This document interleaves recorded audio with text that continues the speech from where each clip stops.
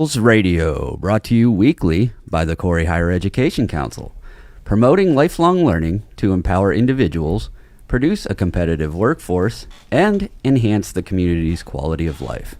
Through this mission, which serves as our constant reminder, the Corey Higher Education Council wants to highlight the Erie area's entrepreneurs and the entrepreneurial ecosystem drivers.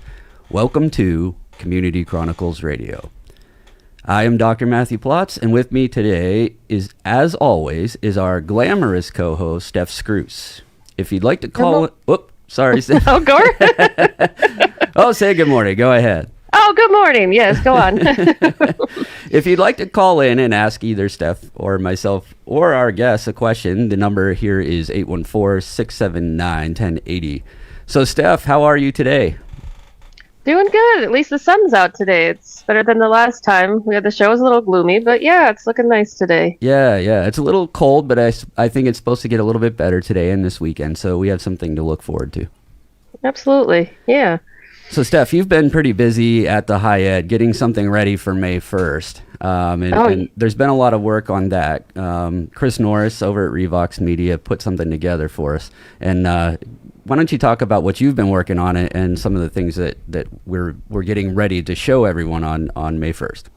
Oh, absolutely. We've got a new video that's coming out that, Revox Media had done for us with Chris Norris. And so we've got a lot of an exciting video to not demo. It's already ready to go.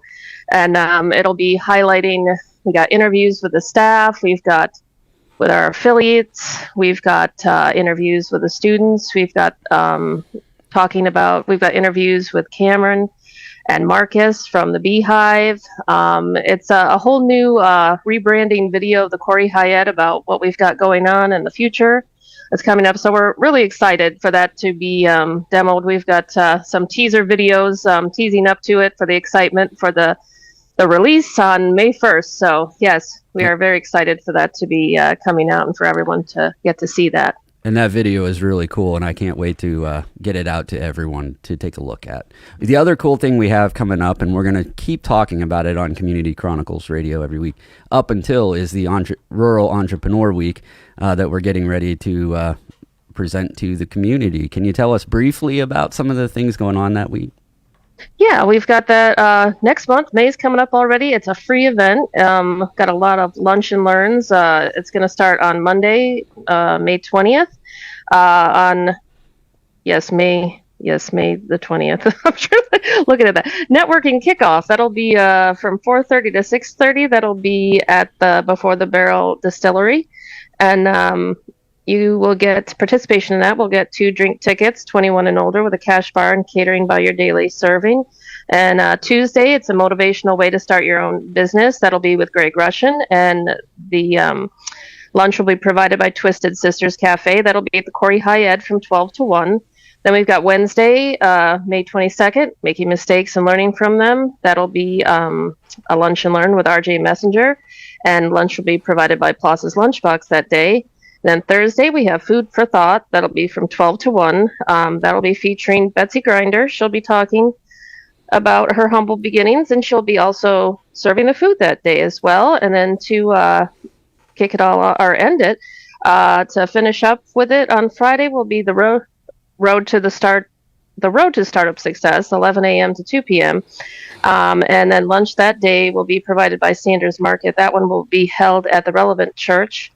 And 11 a.m. to 2 p.m. once again. And make sure you get registered for these. Once again, they're all free. You can register for all 5 or 1 or 2 or however many you'd like. We'd love to see you there. Free to participant, right, Steph? Every participant that wants to come, it helps us if you register. If you want to show up that day, that's fine too. But everything is free. All of the food from your daily serving, a couple of drinks that Bernie makes, it's all free to participant. And we're looking forward to a great week.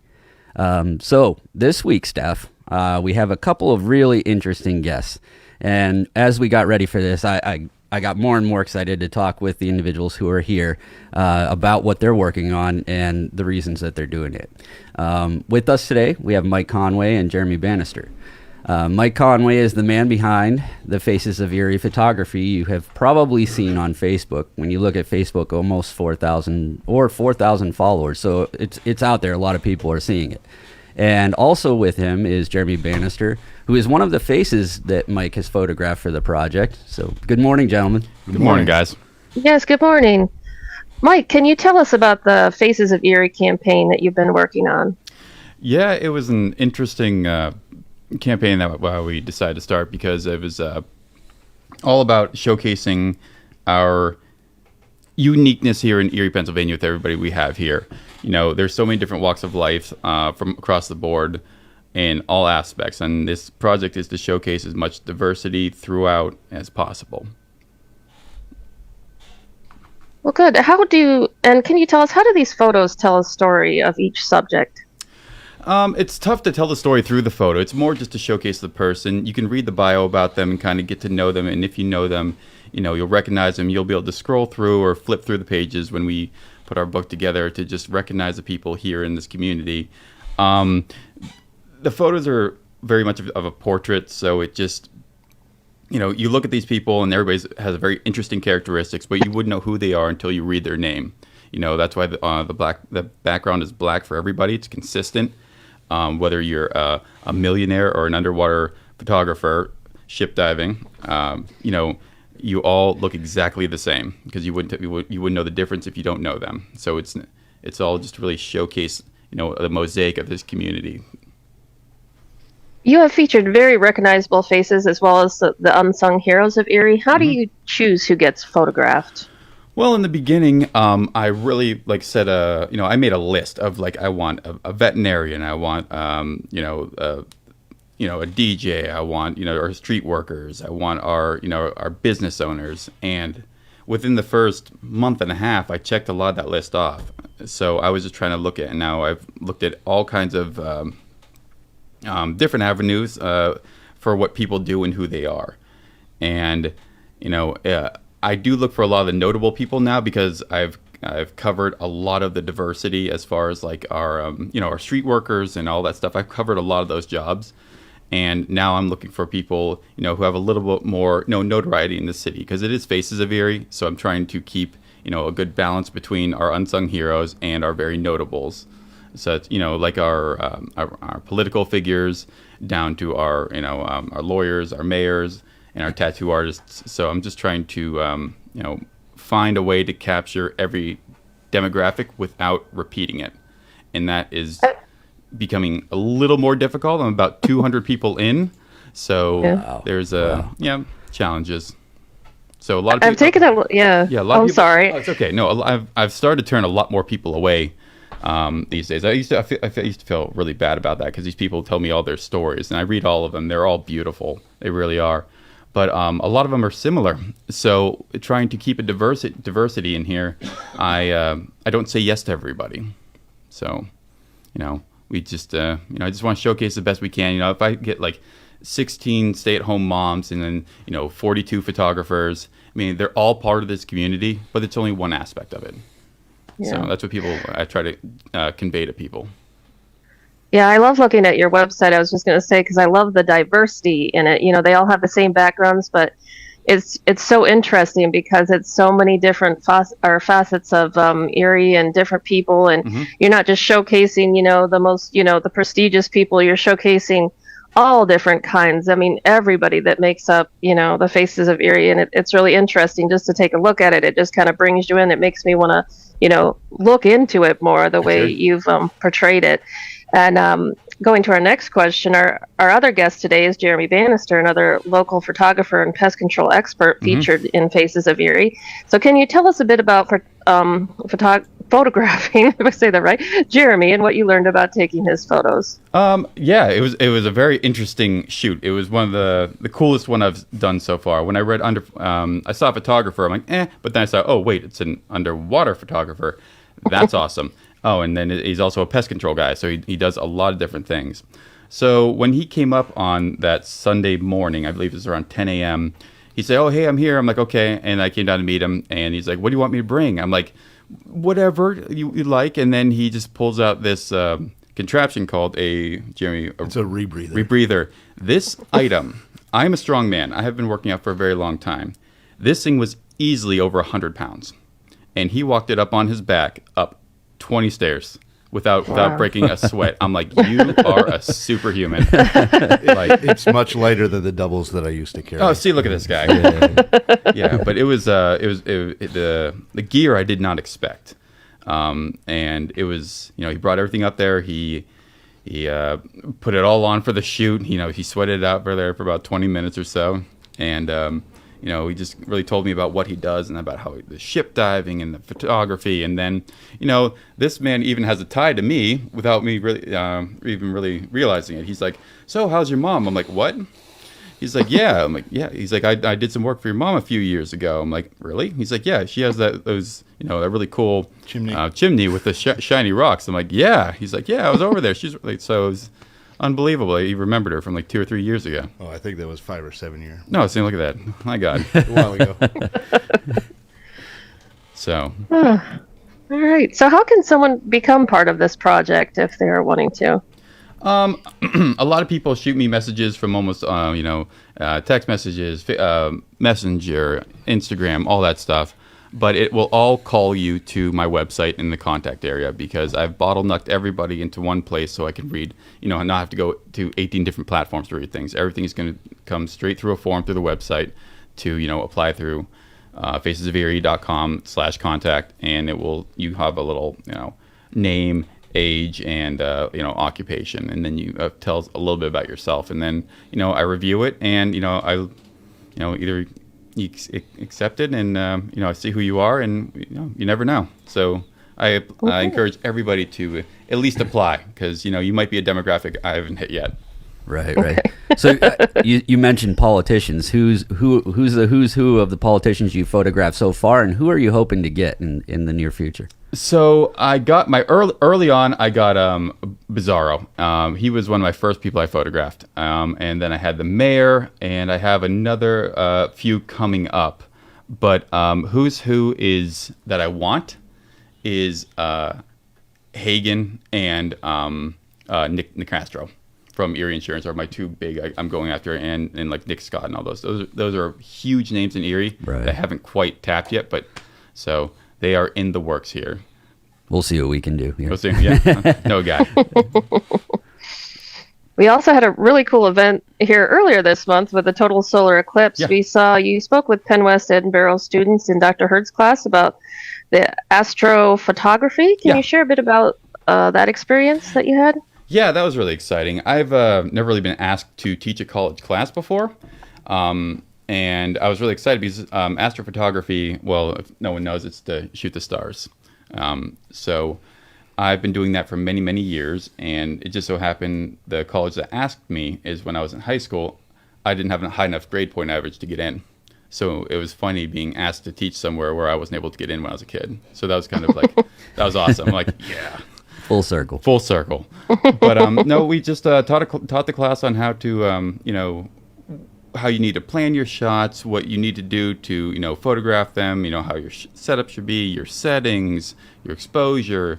I mean, truly, if you want to do the astrophotography, you have 3 nights out of a year, and it's during the new moon phase. You have about 3 days, and you have to plan your shot, where you're going to do it. You have to check out the light pollution, just your composition, what you want in it. It's just there's a lot that goes into it, and it's always a maybe. If there's clouds, your day's ruined, and you say, well, maybe next month. Yeah, we got very close to having a ruined day. It just, within 30 minutes, we were up there with the eclipse. Which I saw you guys at. I was down here at Paris Square shooting that thing. Yeah, I took the advice and stayed home, and we were sitting on the couch, and we were talking about this before the show. I took that advice, stayed home. We were looking at the weather, looking at the clouds. I had weather apps all over my computer, all over my phone. Are we going to get this in? And at probably like 20 minutes before, just all of a sudden the sun started shining, and it just worked out. Yeah, it was. And it, you saw a lot of photographs. Everybody was taking photos that day, probably with their cell phone. And I took some, but my cell phone would not take a good photo. So, professional photographers, what is a little bit different about the equipment that you had that can make it really show up? Well, the focal length and the filter. Most people have phones, and those things, are fairly wide, so you can get that little dot. Unless you zoom in on it, it's going to be kind of blurry once you zoom in on it. But these long focal lengths, you can really zoom in here. I was up to 500. I wish I would have rented an 800 lens to get even closer, but nonetheless, you can crop in and still just fine. But the quality from there, where you have the manual control, and then again the solar filter, where it's called an f-stop, where it's how much light can be let in, and that really helps you. Shoot the sun without, burning your sensor, because your lens is basically a giant magnifying glass. So if you hold it there long enough, it will burn it. Just takes again some planning here for that. And even with that, it was pretty cool over here at what's in our new coffee place at the 5th and Ember Forge. No, the other one. With the pastries. Yeah. I ran into some people from NASA.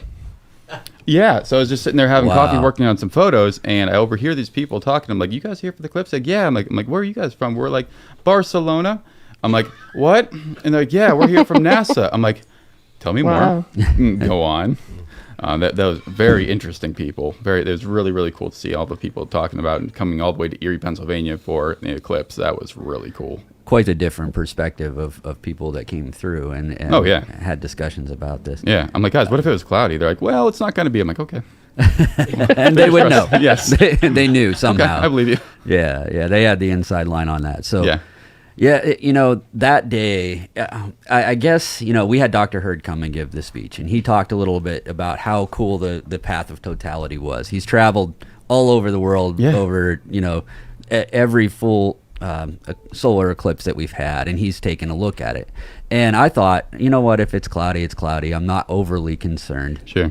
But when you finally got to that moment and you could see it, for me, I was like, okay, I get it. Oh, yeah. I understand completely. Everything dropped 20 degrees and everything went dark. It was so neat. It was. And it, like, for me, the outside edge looked like it was blue. And that was kind of an interesting thing. And, a lot of the photography picked that up. So, yeah. It's very, very cool. Yeah, I was sitting in my front yard. I think Corey had a little bit of a different, we had, the sun was out like probably a half hour into it, and then it got like almost 20 minutes before, then it got cloudy here. So it wasn't the same experience. I'm like, oh man, because I had my glasses on and I'm all waiting, and then all of a sudden it got cloud cover. And but then, like I said, once you get to the path of totality, it was so cool because like everything, all the solar lights came on, everything just got so still, and it was like I could hear the peepers came out, and it was just like all of a sudden it was night, and it was just it was the coolest thing still. So and definitely you guys an can awesome still see experience. it through the clouds, right? I mean, we didn't have a lot here, but I still saw some photos where you could still kind of see it through some cloud cover. Some people got, I don't know, maybe it was just where I was in my front yard. It was a little off and on, and I know some of my friends got some really good photos. So it was like hit and miss here, I felt, but it was still cool. So for sure. So we're now at my favorite part of what we've been working on, Steph, and that's building the dad joke of the day that we add at the end of the show. Okay. All right, guys. This is the time where if you can give us a funny story that you have had working on these projects, we will use it for our dad joke of the day segment coming up at the end of the show. So do you have any funny stories for us? Funny story. I have funny people. Of course, you're interacting with that many people. There's got to be a story somewhere. Probably my biggest giggle was with a gentleman who was my old teacher, Bob Hoffman. This gentleman, in mid-February, I walk in. He is fully dressed as a leprechaun. He is ready. He is so his big thing during St. Patrick's Day is to fully dress up as this, leprechaun and really commit to this. I mean, I walk in and he's holding these balls of ice and just freezing his shamrocks off, and I was just chuckling all day long. But that was probably one of the funniest things I've walked into, was seeing just a man fully dressed as a leprechaun. It was terrific. Yes, and that's why I made sure I saved that all the way up until St. Patty's. It was terrific. You've made this easy for me. Yes. St. Patrick's Day dad jokes. Yes. Jeremy, do you have any interesting things? I mean, you're taking photographs underwater, so there's got to be something that's happened along the way, or even in pest control. I'm sure that poses some interesting. Oh, Took him off hand. there's lots of funny things that happen in pest control. I put you on the spot. Yeah. You weren't ready for me to turn over and say, "Hey, No, what's funny I in wasn't pest ready control?" for that. I'd have to think of something. Yeah, all right. Sorry. That's all right. We'll come back to you in a moment here. You could think about something that has happened, probably a particular type of insect or something that. Yeah, so there's lots of funny things that happen, but you got to be really kind of discreet about particulars, I guess. But yeah, Right. Hilarious things ensue every single day on my job. You know, I go into the most the top echelon to the bottom. You know, the things that you wouldn't ever expect to see. You know, going underneath the city of Erie and seeing, you know, some of the cockroaches that are like underneath this building. You know, you wouldn't believe.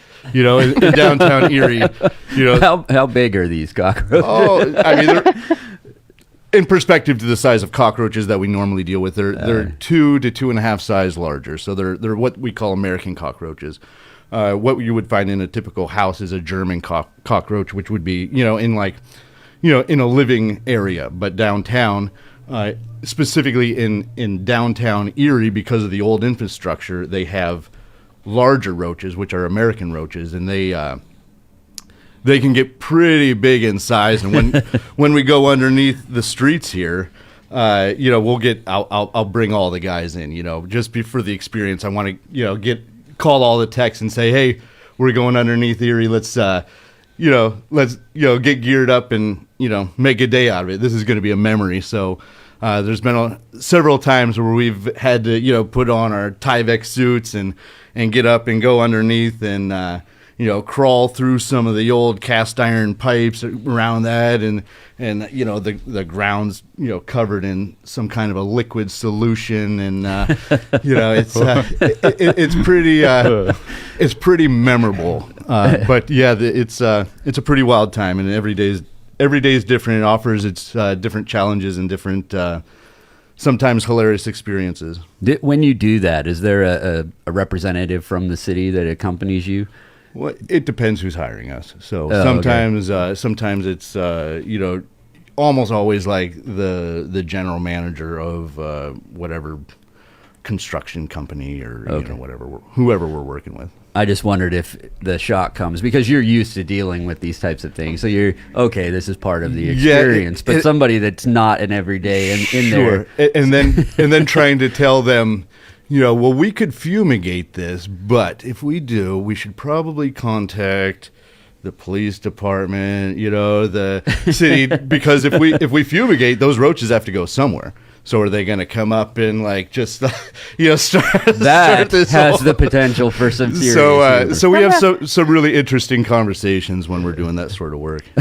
This is reminding me somehow of Ghostbusters or Teenage Mutant Ninja Turtles. I don't know why my mind goes to there or something. Yeah, and it feels like that when we're underneath the city. That's exactly, you know, you know, it's not even like a day's work anymore. It's like, wow, I'm doing this experience. You know, like I just wish I could have, like, you know, take my professional camera and just be like, okay, we're gonna make something real cool out of this. But of course, I'm doing it for Bigfoot, and we have to be, sure, you know, professional. And we're there to kill bugs. We're not there to, you know, put on a big production.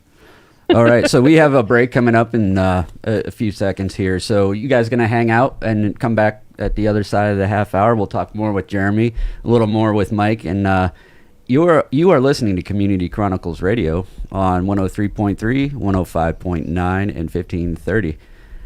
You can catch us on our Facebook page or talkerie.com. So stick around. We'll be back after the break.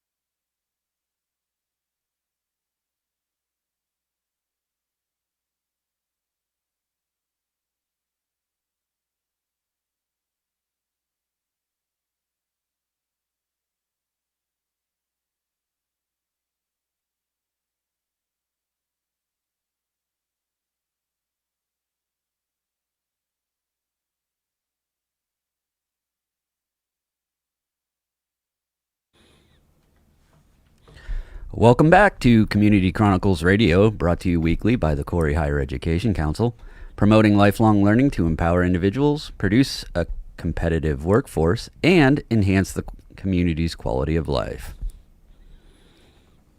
So we're back here after. Mike. Oops, sorry, Steph. Oh, sorry. Go ahead. No, I was just going to reintroduce our guests in case people are Okay, jumping go ahead. in. With us today, we have Mike Conway from the Faces of Erie project that you may have seen. And we have Jeremy Bannister from Bigfoot Pest Control and an underwater photographer. Yes, welcome back, Jeremy and Mike. And my first question for Jeremy, your Faces of Erie profile photo says you operate the Bigfoot Pest Control and are an underwater photographer. Can you tell our audience how each of these entrepreneurial journeys got started? Sure. We'll start with Bigfoot. My dad started the company in 1987, and I started working with him when I turned 16. That's when you're allowed to legally be in a vehicle with pesticides in the state of Pennsylvania, and so that's when we got started together. So, and we've been working. Now I've taken some breaks and gone on some tangents to different places and for times, but basically since 1996 we've been working together at Bigfoot Pest Control. He's the owner, and I've been working with him for a couple decades. And then for the underwater photography, when I was a little kid, I had this book that was called Hungry, Hungry Sharks, and it really changed my life. Like I remember taking it to show and tell when I was 5 or 6, and I just knew that I had to get into the water with sharks at some point in life. And, life goes on, and I become an exterminator and, do various things in life. And then when I was 20 years old, I drove by Divers World in Erie, Pennsylvania, and I saw the sign that said "Learn to Dive," and I was like, "Wow, you don't need to be a marine biologist, or you don't need to be this professional. I could actually get underwater and do these things."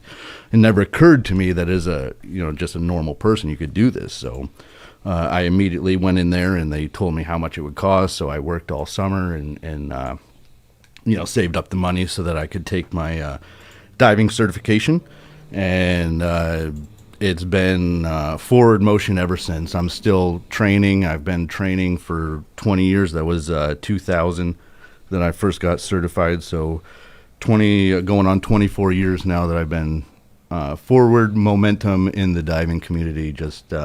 I just can't get enough of it. So Bigfoot Pest Control is my career, and underwater photography is my passion. And I dove with sharks, so that's Sure. I did get to accomplish those goals. I've swam with hundreds of sharks, and it's amazing. Were you in a cage to protect yourself? No. Actually, no, really? There's really cool places you can go to. There's the closest would be the graveyard of the Atlantic, which is World War II shipwrecks that were sunk off the coast of North Carolina. Lots of people don't know that there was battles going on that close to the American the border.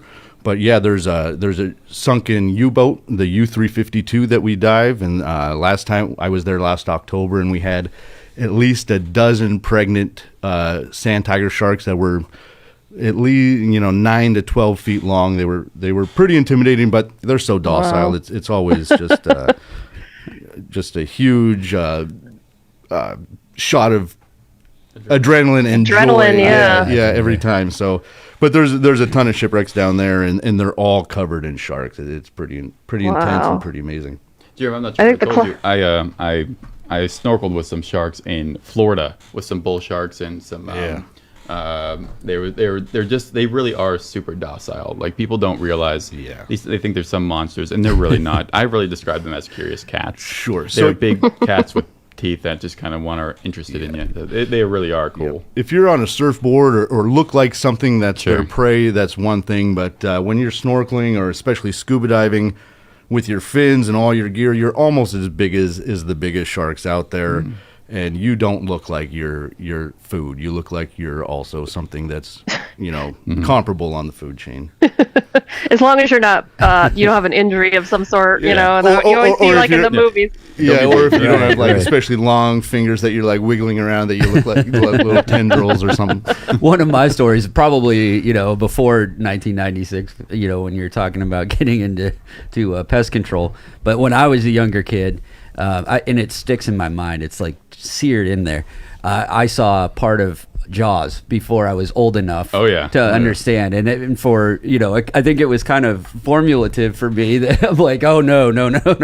I know when I was younger it was like Lake Erie, I'm not going in there. There's my parents are like, no, there are no sharks in the lake. Yep. But that's my shark story. I'm not sure I could do what you do. It's really stuck in there. Sure. Yep. Yeah, the closest I ever got to a shark, it was a dead shark, actually. Well, it was in biology class, and it was really kind of cool because they brought in a shark that actually had babies inside it.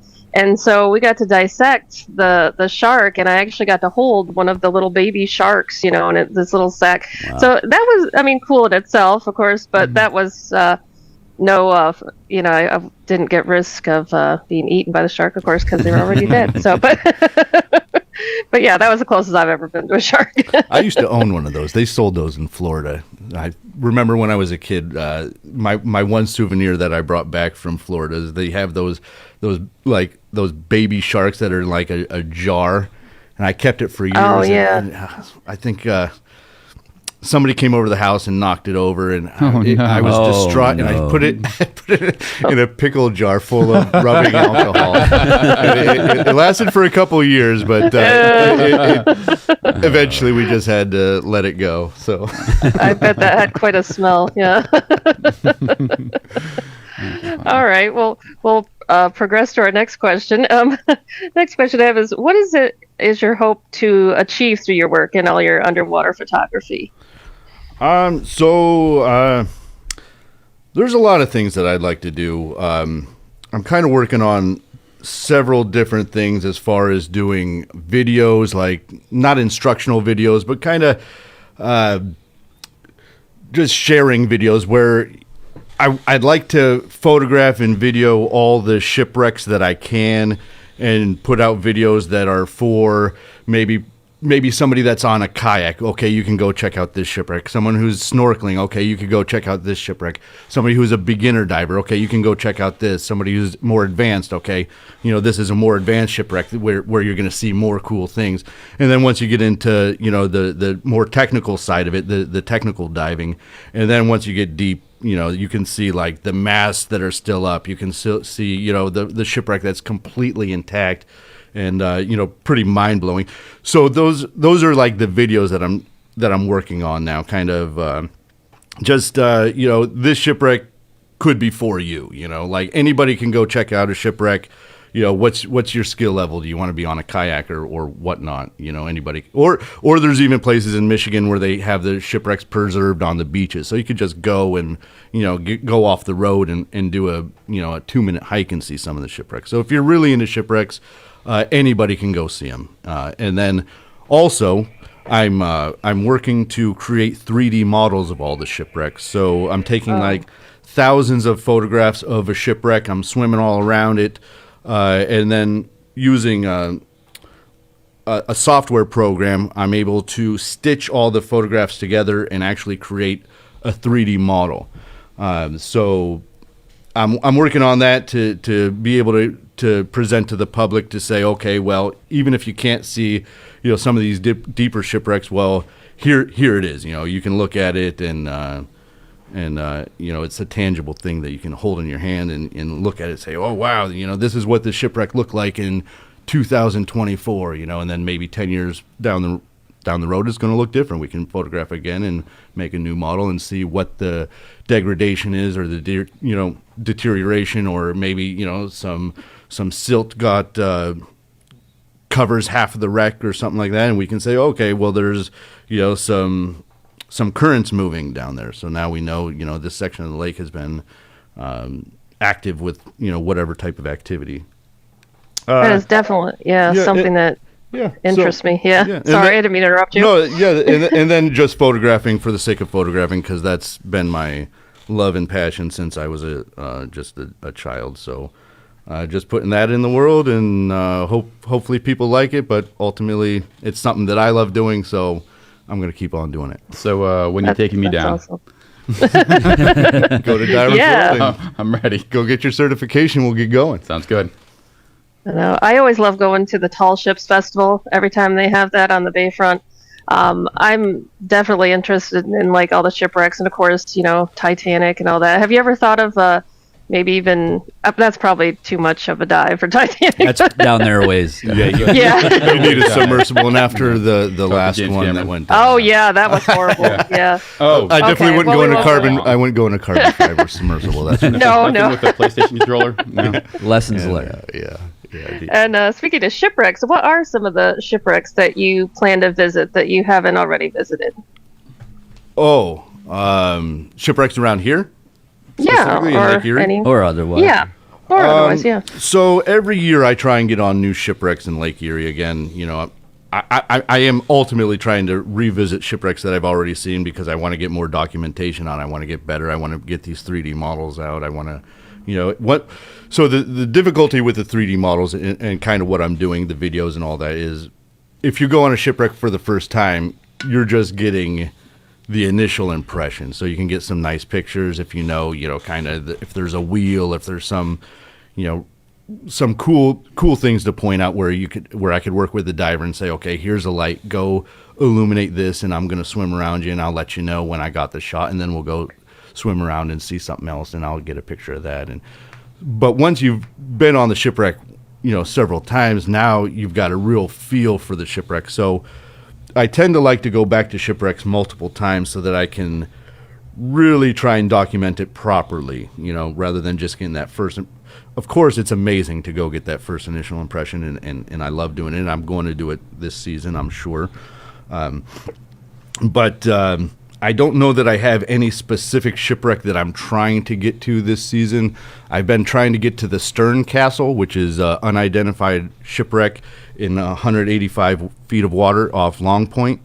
I've been trying to get to it for years, but the problem is you need to get enough divers to be able to afford to charter a boat, and then you don't want too many divers because once you get divers in Lake Erie, the issue with Lake Erie is that it's a mud bottom. There's a lot of silt. So if one person kicks up the bottom, the whole dive is ruined. So you have, several $100s invested into one dive, and it just takes one fin kick, one mistake, and it's, basically ruined for everybody. So you want to have minimal divers that are pretty good at what they're doing, have good buoyancy control, and have, good dive techniques. Which is difficult when you're trying to fill a boat because there's always that okay, we need to have 10 people to be able to afford to charter the boat, but if we have 10 people 10 people on a small boat, it's almost always going to go sideways, so it can get pretty tricky. But so I'd like to get to the Stern Castle. We'll see if I can do it. I've been trying to do it for years, and I don't know what the ship is. It just sounds real cool. It's got a real prominent stern, that sits off the bottom. I've never seen any photographs. To my knowledge, there's no photographs of it. It's all just in books and from divers that have dove it. I don't even know if anyone's been on it since the 90s. So I'd love to see it. It's one of those ones that I'd really like to see that I've been trying to get to, but we'll see if we get there. It's in 185 feet of water, so that limits who can go. There's only a handful of divers that are certified to go to those depths, that are local especially. So it gets tricky. But, that's one of them. But, again, all the shipwrecks, I'm just excited. Next weekend, they're going to a shipwreck called the Boland, which is one of my favorites. And hopefully if the weather cooperates and the winds stay low, we can get out there. Because if it's more than 3-foot waves, we basically have to call the dive because, it'd be easy to jump in the water and get going, but to get back out and to safely do it with especially with a camera and all the gear that we're carrying, a lot of times I'm carrying, 5-6 tanks to do some of these dives. So it's a lot of So much to hand up to the boat support. So So we'll see. I've got a lot planned this season. I'm always shooting for 50 to 100 shipwrecks this season. So Wow. Wow. That's awesome. Yeah, I didn't realize that many. well, that's just me personally, but not all in Lake Erie. You know, I go throughout the Great Lakes, and of course, I'll go down to North Carolina and do the graveyard of the Atlantic at some point, and you know, and then maybe down to Florida and hit some of the shipwrecks off there. Although their shipwrecks aren't real I mean, they're shipwrecks, but they're not historical shipwrecks. They're sunk on purpose so that way, you know, divers can enjoy them.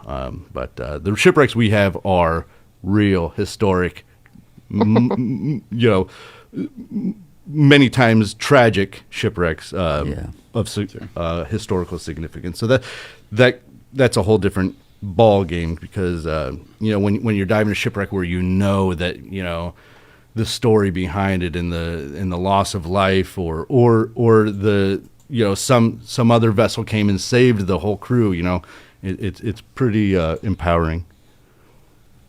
There's a lot of safety factors that, you know, I guess I didn't think about at first and then when you were talking about also like kicking up the surface of the silt, yep. The water, the silt, I didn't even think about that would wreck the whole thing because then it just probably encompasses the ship and you can't see anything then, right? That's like a cloudy day for the astrophotography. All you need is some clouds and it's just going to ruin your day, just like the silt. Yeah, and I never, you know, you don't think about all that stuff. And of course, you know, you guys have done that and that's kind of neat to look into it. It's a little bit different because when you're kicking up the silt at 200 feet, you still have to wait, you know, maybe 90 minutes before you can come to the surface. Wow. You're telling me that you have to sit there. So you got to just sit there and, you know, so if you spend all that time and money to do something and then all of a sudden you go from maybe 100-foot visibility because the deeper you go on, the more clear it is for the most part. You know, sometimes that doesn't always work, but a lot of times if you go past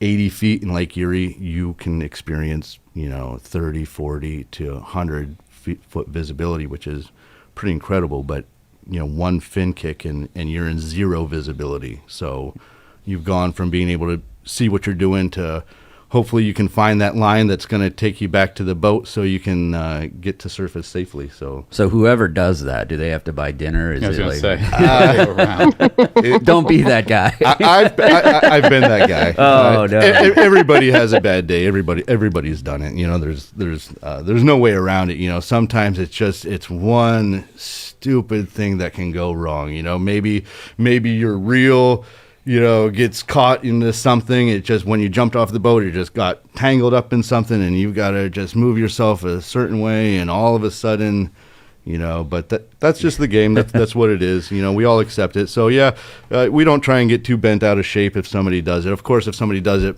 multiple times, time after time, then that becomes an issue. But yeah, no, everybody makes mistakes. I'm the first person to, I make lots of mistakes, of course. So, yep. Now, this next question I was very curious about. So, do you ever find buried treasure on any of your dives? So, yeah, no. I would say that most of the vessels here were carrying grain or passengers, you know, that sort of freight.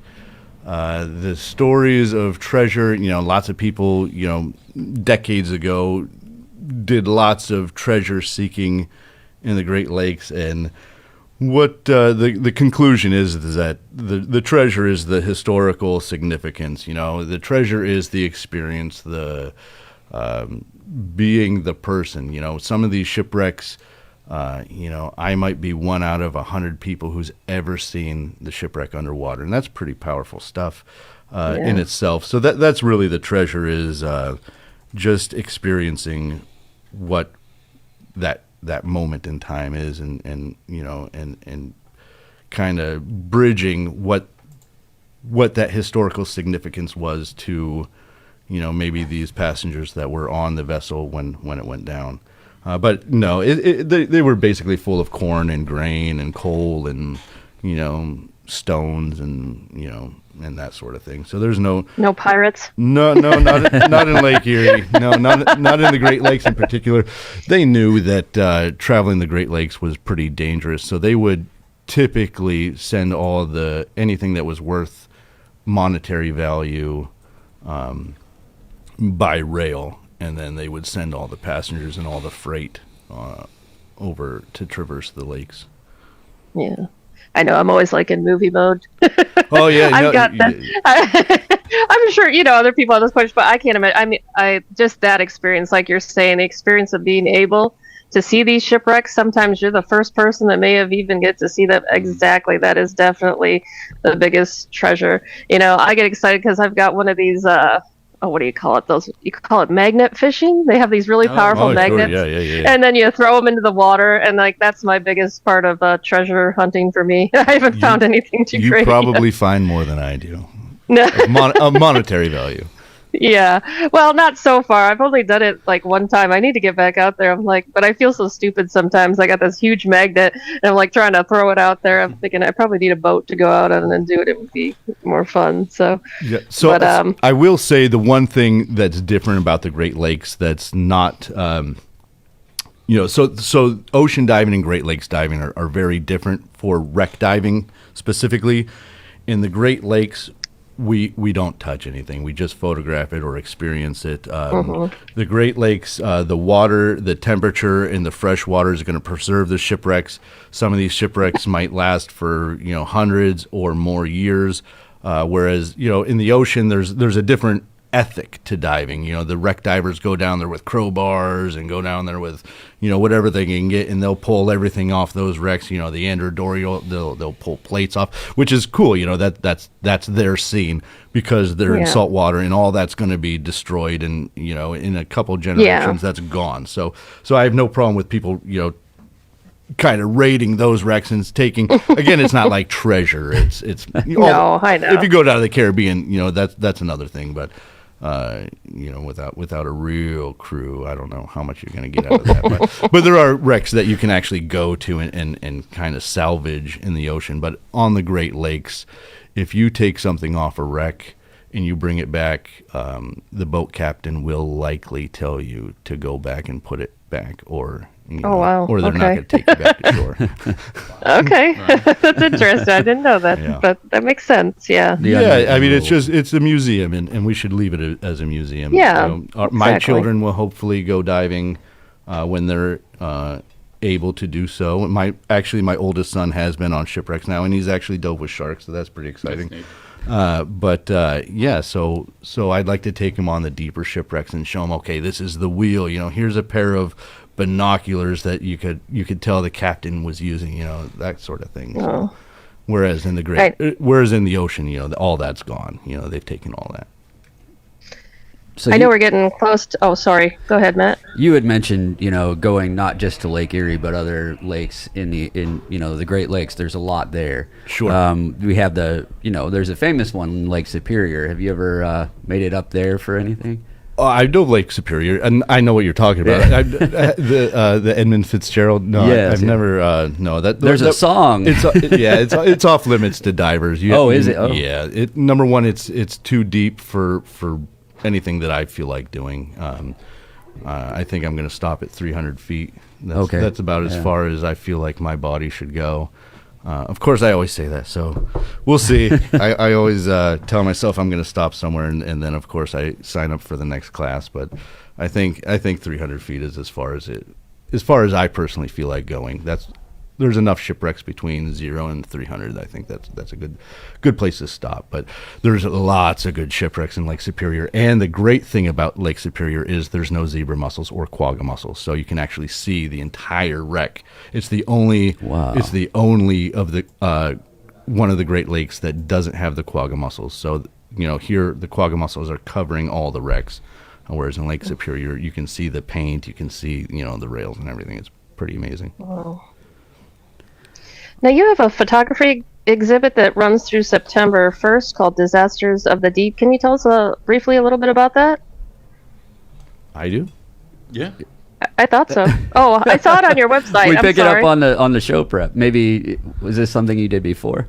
I don't know. I don't know. I'm sorry. So right now I'm in Bigfoot mode. I got to be honest with you. So sorry. it's April. I saw it on your website. I thought so. or somebody's website? It was probably. Maybe it was old. Yeah, it might have been last year or the year before. Oh, all right. No, Okay, but sorry about that. there is one of my 3D model going into the museum here in Erie, so that's cool. I don't know what else is going on. I'm really bad about fine. this kind of stuff. No, that's fine. you're That's fine. I'm juggling pest control with this, and of course, pest control has to take the front seat. Right. That is how I can afford to do my passions in life. So right now I'm pushing 60 plus hours a week killing bugs. So if there's anything going on, any exhibits, they kind of go to a folder in my mind that okay, I'll check it in July when things slow down a little bit. So I don't know if it's probably not going on right now, but there are some things coming up that are pretty exciting, the 3D models and that. And there might be some exhibits somewhere, I don't know. All right. Well, thank you, gentlemen, Mike and Jeremy. I appreciate Yes, you coming thank you. on. Absolutely. Yeah, thank you. That's great. I love to have this opportunity to talk and learn, and today was definitely an experience to learn about the things and astrophotography and deep going down and taking pictures and underwater is something else. So, last chance. How can people get in touch with you? Use your services. Your chance to plug. Well, if you got bugs and you need them killed, you could call me at Bigfoot Pest Control.